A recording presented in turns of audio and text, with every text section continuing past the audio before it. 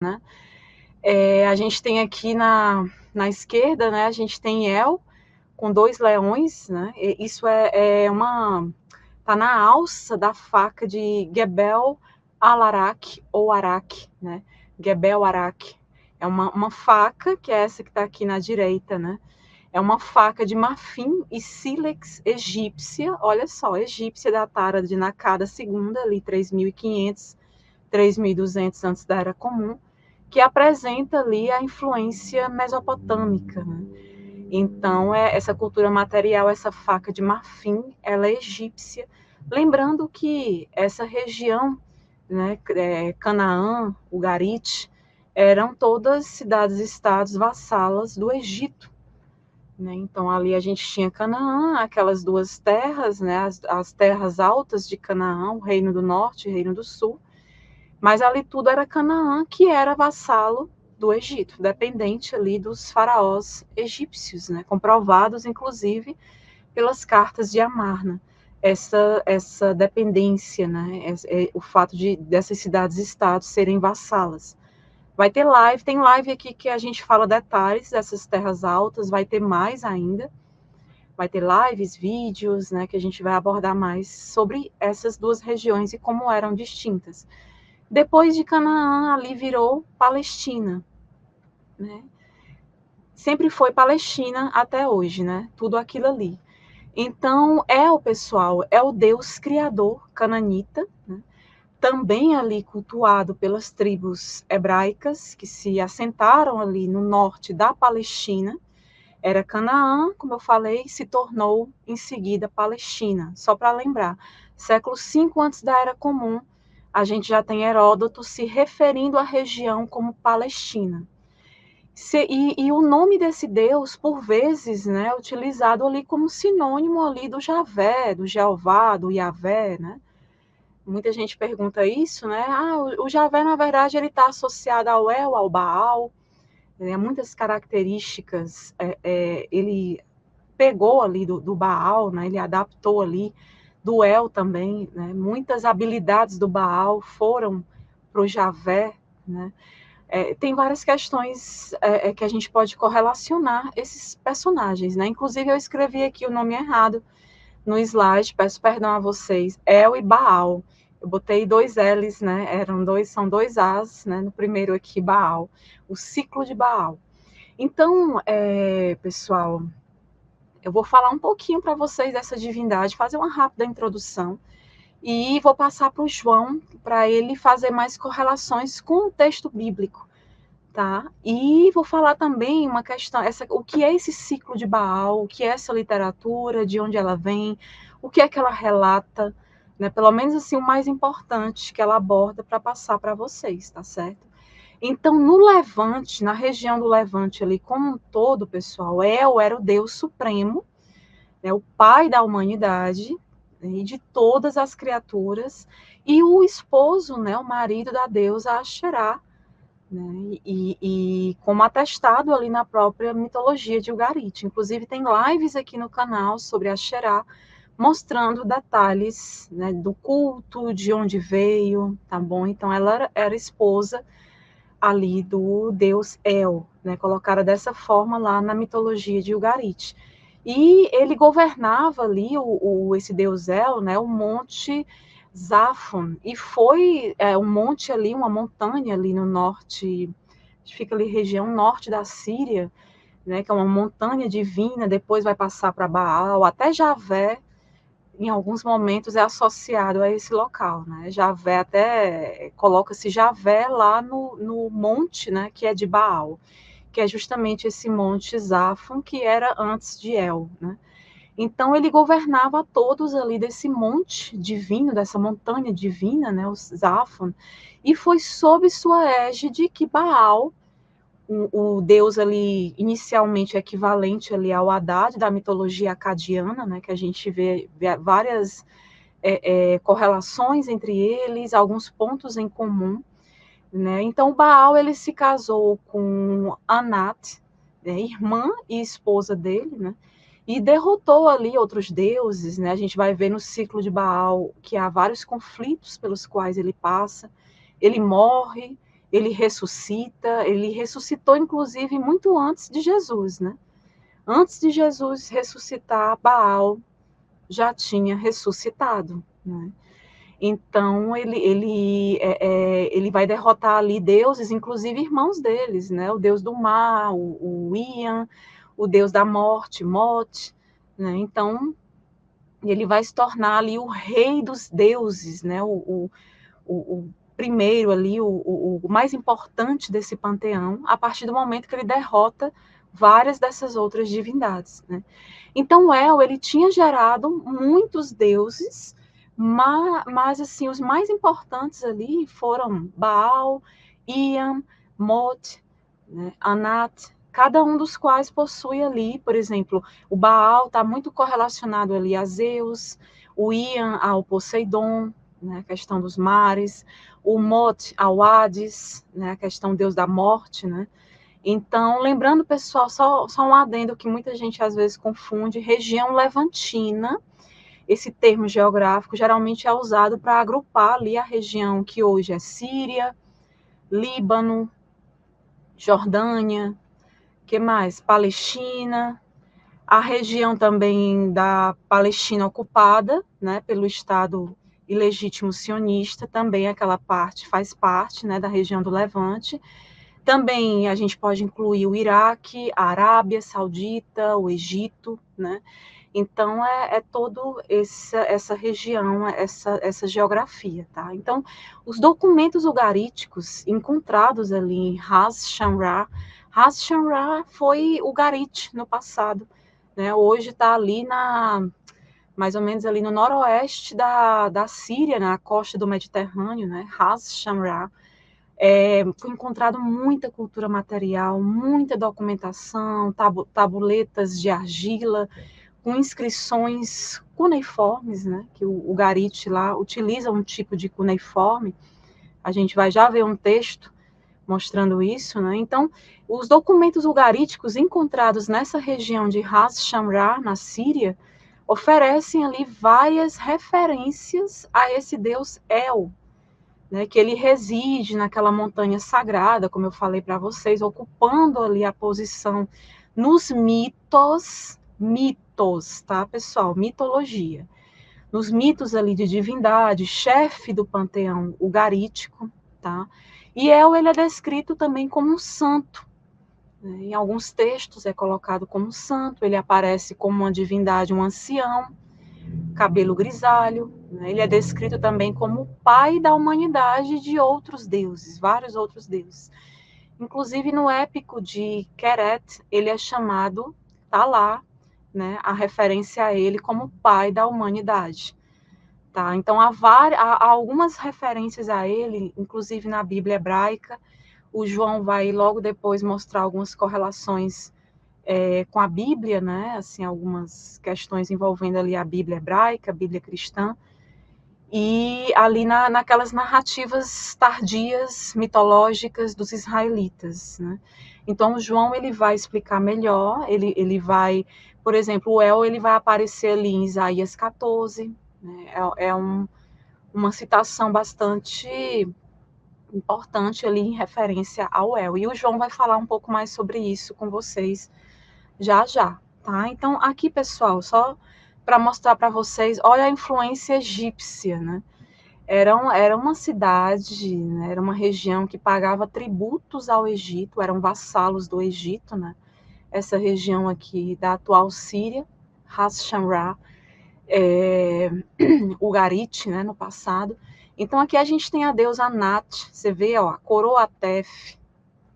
A Coroatef vai ter uma live aqui que eu vou falar de simbologia egípcia, eu vou falar dessas coroas, de várias dessas coroas e o significado dela, né? Então, essa Coroatef aqui é a coroa branca do Alto Egito e as plumas, né, de avestruz.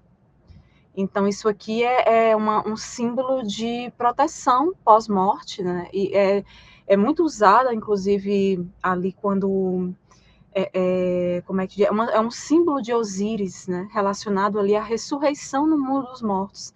Está muito associado aos defuntos, quando eles vão ser colocados ali, né, preparados ali para passagem para outra vida, porque essa coroa Tef, ela facilita o defunto renascer na outra vida, né? Tem isso também.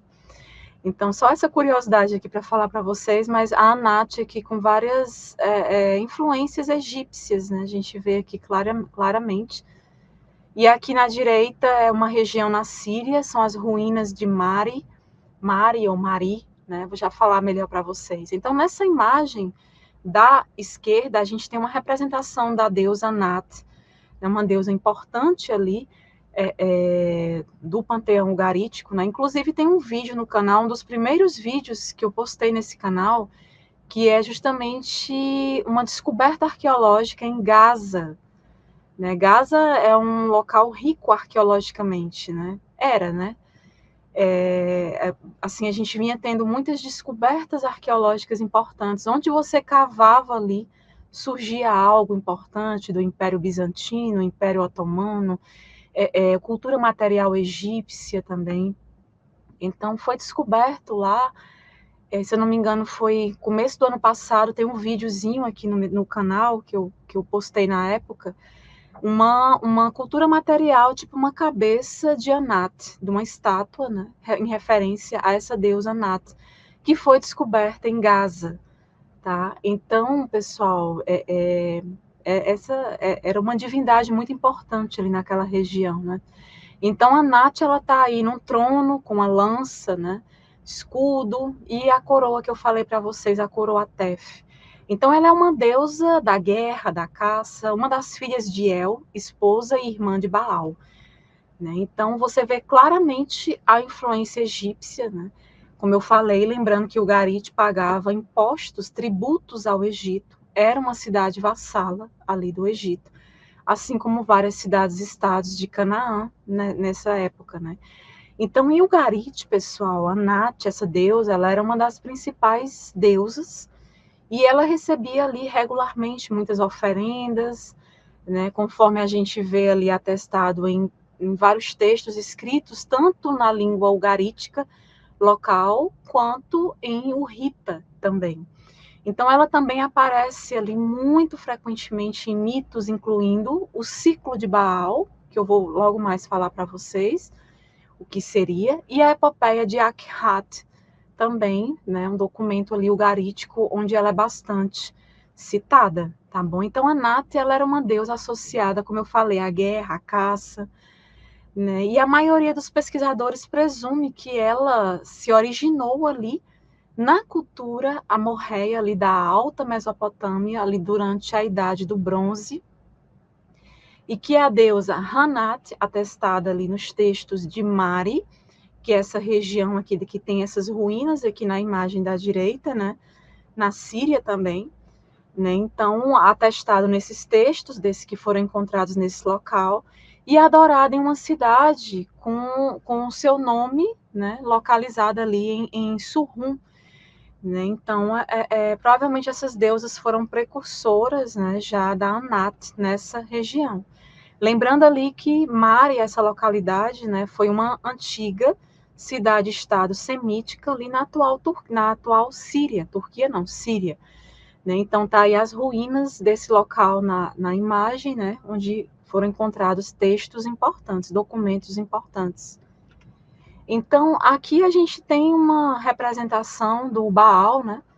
Já falando logo aqui um pouco para vocês sobre essa divindade, né? Então, aqui a gente tem o bronze fundido, sólido, de uma estatueta votiva. O que é votivo? Votivo é algo que se fazia referência a oferendas, né? Algo nesse tipo. A gente tem muita estela votiva, por exemplo, no Egito, nas tumbas, né? A gente encontra muito isso. Então, aqui a gente tem essa estátua de bronze, né, representando ali o deus Baal, né, e foi descoberta em Tel Megido, né, datada ali de meados do 2º milênio, antes da Era Comum. Esse deus é o quê? O deus da fertilidade, do clima, da chuva, do vento, dos relâmpagos, né, você vê que ele está com a mão erguida aqui, né, para como se fosse lançar um raio, né. Então, das estações, né, a gente vai ver justamente isso no ciclo de Baal. O ciclo de Baal é uma série de acontecimentos envolvendo essa deidade, essa divindade, né? Algumas situações ali pelas quais ele passa, que são responsáveis por gerar estações do ano nessa localidade. As pessoas mediam essas estações a partir e correlacionavam com a movimentação desse deus, com eventos relacionados a essa divindade. Então ele era responsável ali por toda a questão das águas, né, porque eles dependiam muito das chuvas, por exemplo, por causa da agricultura. Não era como o Egito dependia mais da questão dos rios, do rio, né, o rio Nilo, no caso, Mesopotâmia, os rios Tigre e Eufrates, né, a questão dos períodos de cheia, de seca, né? E aqui não, aqui a gente tem um Deus regulando o clima, as estações, né? A gente tem ali ele controlando essa questão das chuvas também, e ele também está associado à guerra, aos marinheiros também, né? A gente vê muito essas estatuetas no Líbano atualmente, foi a antiga Fenícia, né? O Líbano também é outro local de grande, Baal teve muita influência no Líbano, e uma região de, como é que eu posso dizer, grande, ele teve muita influência lá, ainda hoje a gente vê as estatuetas, né, e tudo, tem muita arqueologia, aquela região do Líbano, né, o sul do Líbano, era um local que eu gostaria muito de morar, quem sabe um dia, no sul do Líbano, região interessante para mim. Então, o Baal, pessoal, ele era um título, né? O significado ali, ele significava ali, tipo, proprietário, senhor, né? Nas línguas semíticas, né? Do noroeste, ali faladas no Levante, durante aquela antiguidade. Então, do seu uso entre as pessoas, né? Passou a ser aplicado ali aos deuses, né? A vários deuses. Então, os estudiosos anteriormente eles associavam esse teônimo, né, aos cultos ali solares, a uma variedade de divindades patronais não relacionadas ali. Mas, assim, várias inscrições, elas mostraram que o nome Baal estava particularmente associado ao deus da tempestade, da fertilidade, que era o Haddad ali da mitologia acadiana, que era ali o deus da tempestade, da chuva, ali nas religiões cananeias, e na antiga Mesopotâmia também. Né? Então, a Bíblia hebraica inclui ali o uso do termo em referência a várias divindades levantinas, né? Muitas vezes com aplicação a Haddad, que foi considerado ali um falso deus, inclusive, né? Eles consideravam um falso deus, e esse uso ele foi adotado pelo cristianismo e pelo Islã também, às vezes sob a forma de Beuzebu, na demonologia, né? Tem isso também, tem essa influência. Aqui eu vou mostrar uma outra cultura material. Aqui, pessoal, nessa imagem a gente tem uma estatueta de bronze também, de um Baal, né, ali dos séculos 14 a 12 antes da Era Comum, foi datada nesse período, encontrada ali também na região que foi na antiga Ugarit, na região atual de Ras Shamra,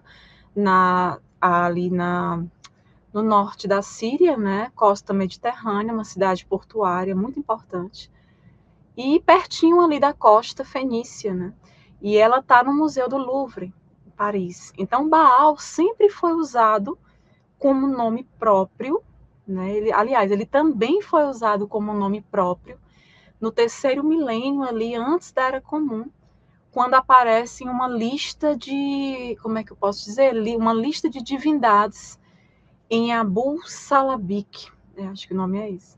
Então, a maioria dos estudos modernos, né, afirma que este Baal, geralmente ali distinguido como Senhor, ele era idêntico a esse outro deus da tempestade, da fertilidade, Haddad. Ele também aparece ali na forma de Baal, Hadu, né? Então, os estudiosos eles propõem ali que assim, à medida que o culto de Haddad aumentava em importância, o seu verdadeiro nome ele passou a ser visto ali como sagrado demais para qualquer um, exceto ali o sumo sacerdote.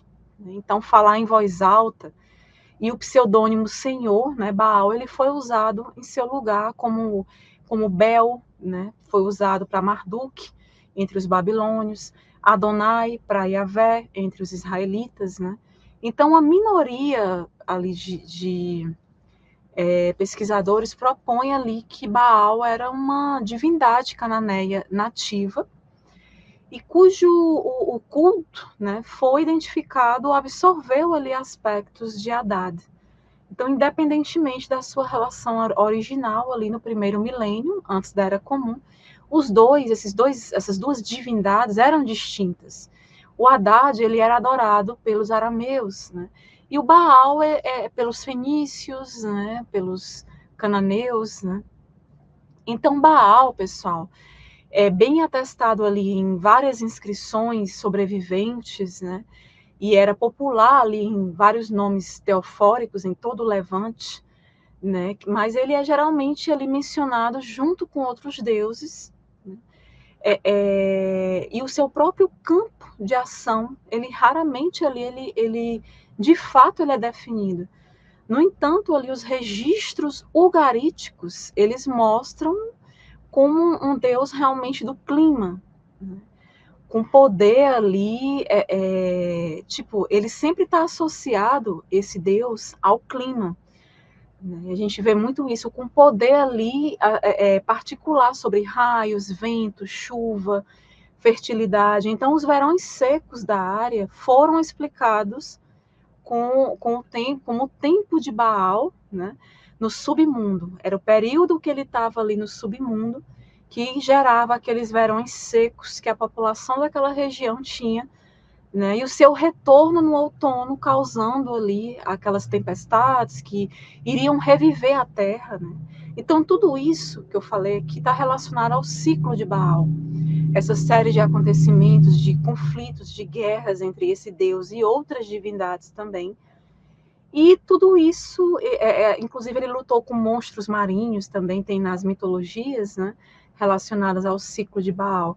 Então, tudo isso relacionado à questão climatológica, né, da região. Então, isso seria realmente o ciclo de Baal, tá, pessoal? Só para melhor entendimento, tá? Então, assim, a adoração de Baal em Canaã, onde ele eventualmente ele acabou suplantando ali El como líder dos deuses, patrono ali da realeza, né?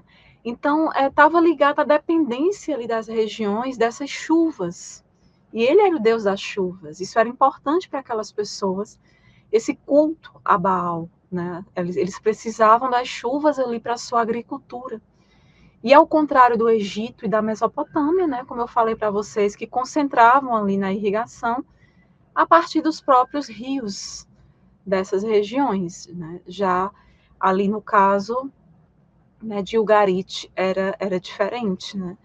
Então a ansiedade sobre a disponibilidade de água ali que eles precisavam para as colheitas, para as árvores, né, aumentou ali a importância do culto a esse Deus, né, que focou ali a atenção no seu papel realmente como Deus da chuva.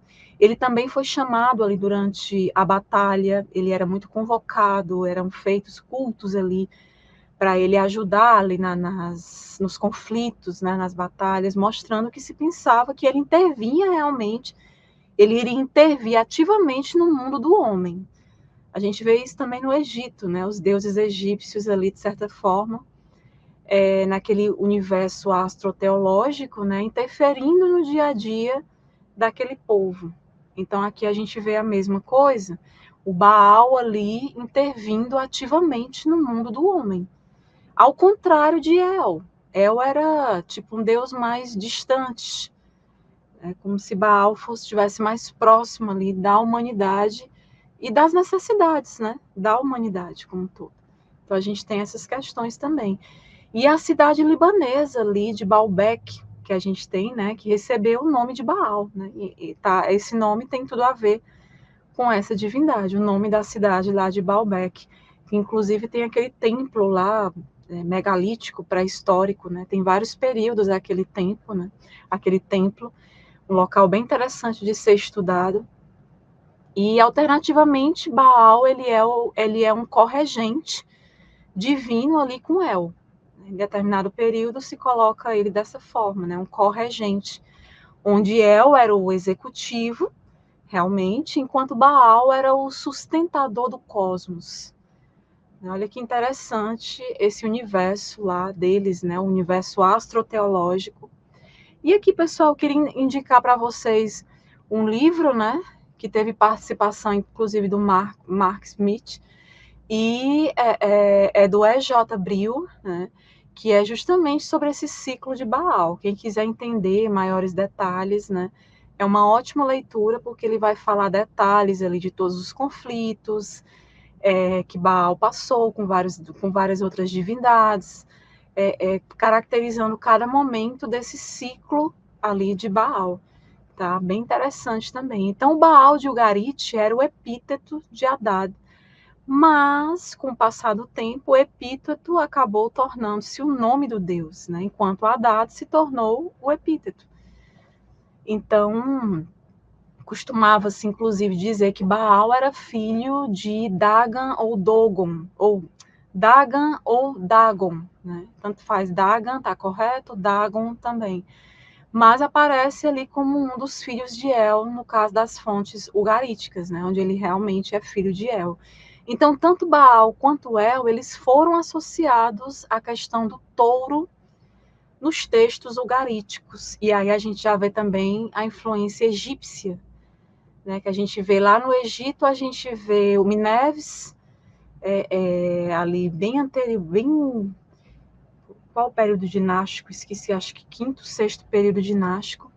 E a gente vê ali na 18ª dinastia também o boi Apis, né, o touro Apis.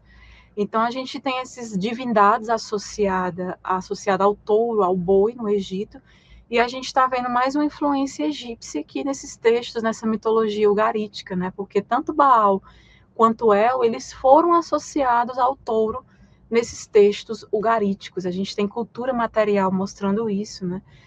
Porque ambos simbolizavam ali a questão da força, da fertilidade, que tem tudo a ver com essa simbologia do touro, né?